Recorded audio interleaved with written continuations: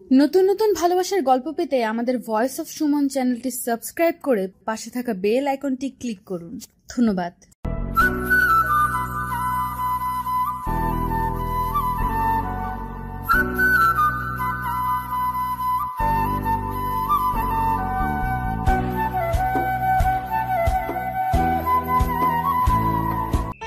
এত রাতে বিয়ের শেরওয়ানি পরে এখানে এসেছেন কেন? বউ তো অপেক্ষা করছে আপনার জন্য। কেউ দেখলে আমার বদনাম হবে। উপহাস করে বলে তোহা। আকাশ হাত মুষ্টিবদ্ধ করে নেয়। বাহ, কাল পর্যন্ত তুমি ছিলাম জানু বাবু কলিজা, কত শত আদরের নাম ছিল আমার। আর আজ আপনি এত শত আদরের নাম ভুললি কিভাবে? আপনি বলছিস রে তুই, গিরগিটির মতো কি করে বদলালি তুই? তোহার এক হাত ধরে বলে আকাশ। তোহা ঝাড়ি মেরে হাত ছাড়িয়ে নেয়। কথায় কথায় শরীরে হাত দেওয়া আমার পছন্দ না। আমাকে বিরক্ত কেন করছেন? বিয়ে করতে যাচ্ছেন, যান না, ডোন্ট ডিস্টার্ব মি। কিছুটা চেঁচিয়ে বলে তোহা। দীর্ঘশ্বাস ফেলে আকাশ। কোনোদিনও সুখী হতে পারবি না তুই, কোনোদিনও ভালো থাকতে পারবি না। অভিশাপ দিচ্ছি না আমি তোকে, কিন্তু রিভেঞ্জ অফ নেচার বলেও তো একটা কথা আছে। আমাকে যতটা কাঁদালি না, ততটা তুইও কাঁদবি। আকাশ চোখের কোণের পানিটুকু মুছে হনহনিয়ে বেরিয়ে যায়। ধাপ করে বসে পড়ে তোহা। হাঁটু জড়িয়ে হাউমাউ করে কাঁদতে থাকে। নিঃশ্বাস বন্ধ হওয়ার মতো কান্না। সত্যি আমি কখনোই ভালো থাকতে পারবো না, সুখী হতে পারবো না। আমি ভালোবাসি আপনাকে, খুব ভালোবাসি। এর থেকেও বেশি খারাপ থাকবো আমি, আরো কষ্ট পাবো। হেঁচকি তুলে কান্না করতে করতে বলতে থাকে Toha. I hate my life, hate my life. কি হবে সেই ভালো দিয়ে, যে ভালোতে ভালোবাসাই থাকবে না? এটা কেউ বুঝলো না। কাঁদতে কাঁদতে ফ্লোরেই ঘুমিয়ে পড়ে। এবার আপনি বেরিয়ে যান।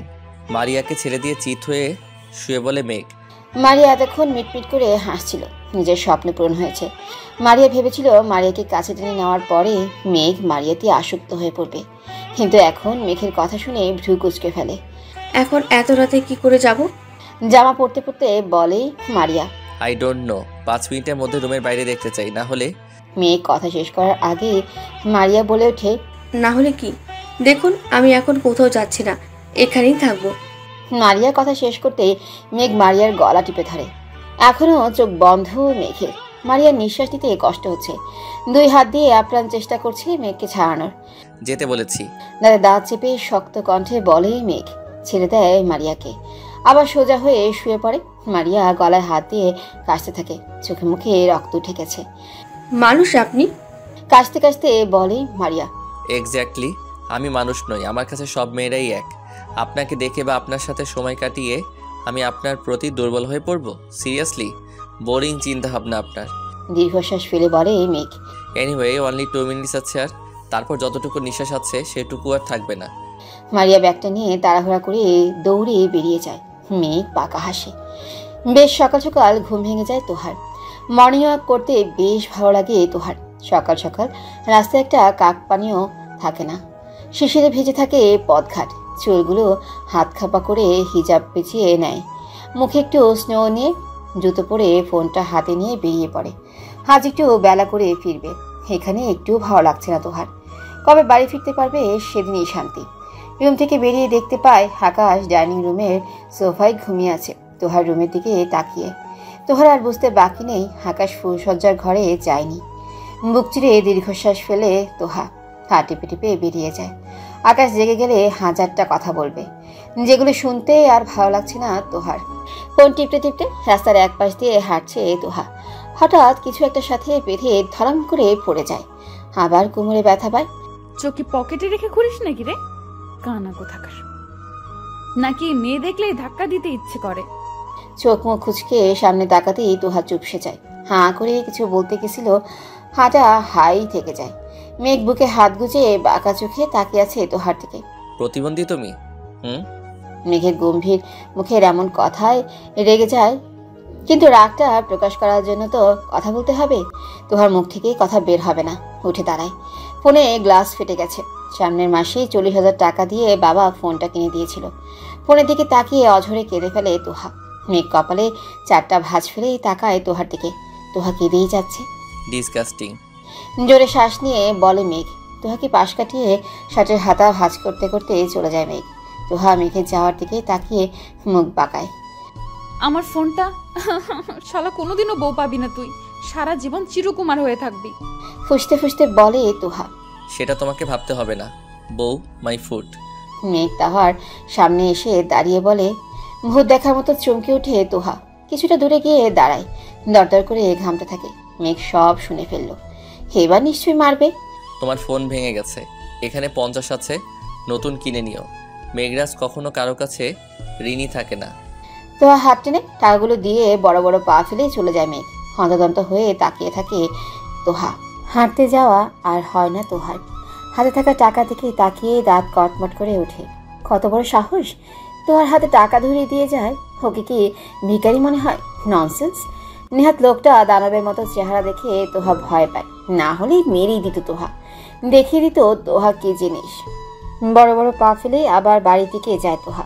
লোকটাকে কয়েকটা কড়া কথা শুনিয়ে দিবে আর টাকাগুলো ফেরত দেবে। একবার যখন বাবা ফোন কিনে দিয়েছিল, আবারও কিনে দিতে পারবে। কারো দয়া নেয় না তোহা। মেঘ রুমে এসে জামা কাপড় পাল্টে ফ্রেশ হয়ে নেয়। ঢকঢক করে এক বোতল পানি খেয়ে নেয়। এবার একটা শান্তির ঘুম প্রয়োজন। আবার 10টার দিকে বেরোতে হবে। এসি পাওয়ার বাড়িয়ে দিয়ে কম্বল মুড়ি দিয়ে শুয়ে পড়ে। তোহা মেঘের দরজার সামনে দাঁড়িয়ে কথা গুছিয়ে নেয়। কি বলবে, কিভাবে বলবে, কতটা স্পিডে বলবে।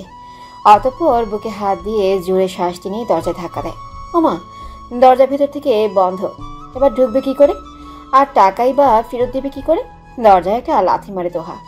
হনুমান জলহস্তি একটা, ভয় পেয়েছে আমাকে, তাই তো দরজা বন্ধ করে দিয়েছে। খোলা থাকলে আমি একটা ঘুষি মেরে দিতাম, নাক ফাটিয়ে ফেলতাম। যাও, এটা পারতাম না, ভাবতে সমস্যা কোথায়? ভাবলে বড় বড় কিছুই ভাবা উচিত। জামার কলার টেনে বলে তোহা। বিয়ে বাড়ি, মেহমান গিজগিজ করছে, সবাই জেগে গেছে। এটা সেটা কাজ করছে সবাই।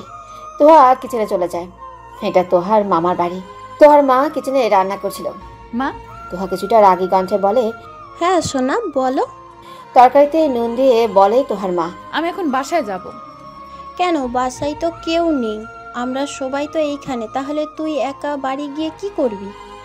জানি না কি করব, আমার এখানে ভাল লাগে না, আমি চলে যাব। কেন তোহা চলে যাবে কেন? একটু পর তোমার ভাইয়ের বউ ভাত। তাছাড়া তুমি চলে গেলে জানো তো তোমার মামা খুব কষ্ট পাবে। তোহার মামি তোহার কাঁধে হাত রেখে বলে। ভারী বিরক্ত লাগছে তোহার, একা একা ভাল লাগে। এই বাড়িতে একটাও মেয়ে নেই। তোহার মামা খালা কারো কোনো মেয়ে নেই, সব ছেলে। তোহা একাই মেয়ে। তুমি বরং মায়ার সাথে গিয়ে গল্প করো। মামি বলে। তোহা কিছু না বলে বেরিয়ে যায়। 2-3টা রুম পেরিয়ে নিজের রুমে যাওয়ার সময়। কি বলেছিলাম না, আকাশ আমার মেয়ে তো। দরজায় হেলান দিয়ে দাঁড়িয়ে বলে মায়া। তোহা থেমে যায়। মায়ের দিকে তাকায়। মায়ের মুখে বিজয়ী হাসি। তোহা আলতো হেসে মায়ের দিকে এগিয়ে আসে। আকাশ কি সত্যিই তোমার? আই মিন তোমার হয়ে গেছে?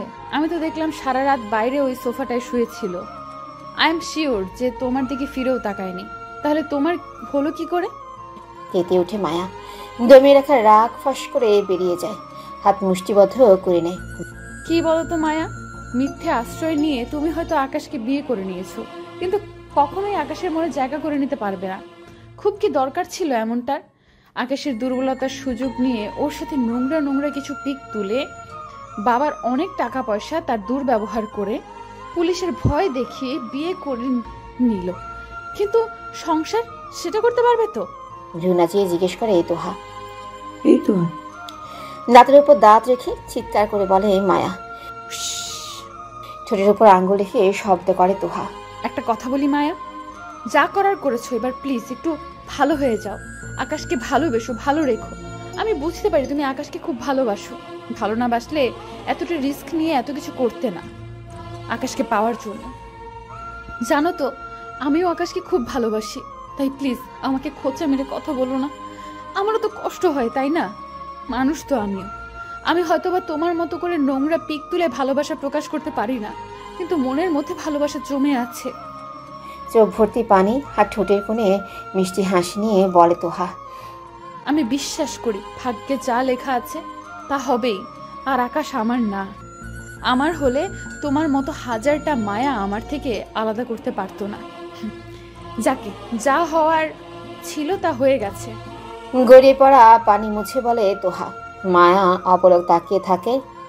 স্মাইল। মায়ের ঠোঁট হাত দিয়ে প্রসারিত করে দিয়ে বলে তোহা। তারপর এক দৌড়ে চলে যায়।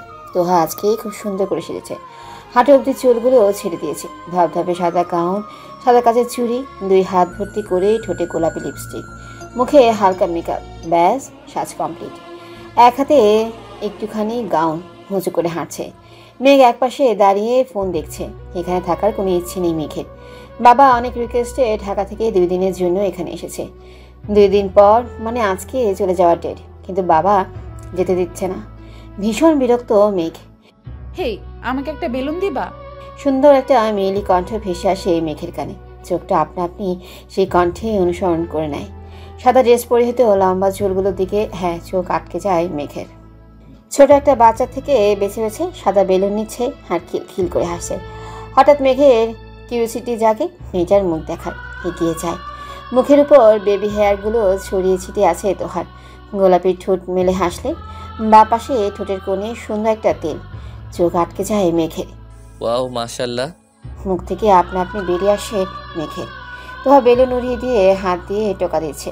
একটা না কয়েকবার বেলুনে টোকা দিতে পারে, এটাই গুনছে। পুরো মনোযোগটা বেলুনের দিকে। মেঘ একটু একটু করে তোহার দিকে এগোচ্ছে, দৃষ্টি তোহার মুখের দিকে। এগোতে এগোতে মেঘের সাথে ধাক্কা খায় তোহা। চোখ মুখ খিচে বন্ধ করে ফেলে। পড়ে গেলে এবার কোমরটা ভেঙে যাবে আর ড্রেসটাও নষ্ট হয়ে যাবে। কিন্তু এখন আর পড়ে না তোহা। একটা শক্ত হাত তোহার কোমর আষ্টে পৃষ্ঠে জড়িয়ে ধরেছে। চোখ না খুলেও তোহা বুঝতে পারছে লোকটা তোহার খুব কাছে, কারণ লোকটার নিঃশ্বাস তোহার চোখে মুখে আছড়ে পড়ছে। আস্তে আস্তে করে চোখ খুলে তোহা মেঘকে দেখে চমকে ওঠে। মুখটা অসহায় করে ফেলে। 2 হাত দিয়ে 2 কান ধরে। সরি, আমি আসলে দেখতে পাইনি। Very sorry. থেমে থেমে বলে তোহা, দৃষ্টি মেঘের বুকের দিকে। মেঘের মুখে কোনো কথা নেই।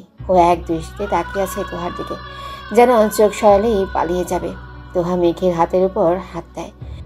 ছাড়ুন প্লিজ। হাত সরানোর চেষ্টা করে বলে। মেঘ আরো একটু শক্ত করে আঁকড়ে ধরে।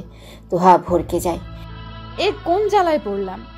মেঘ তোহার মুখে একদম কাছাকাছি নিজের মুখটা নিয়ে আসে। ঘোর লাগা দৃষ্টি মেঘের। এই মেয়ের থেকে আমি চোখ সরাতে পারছি না কেন?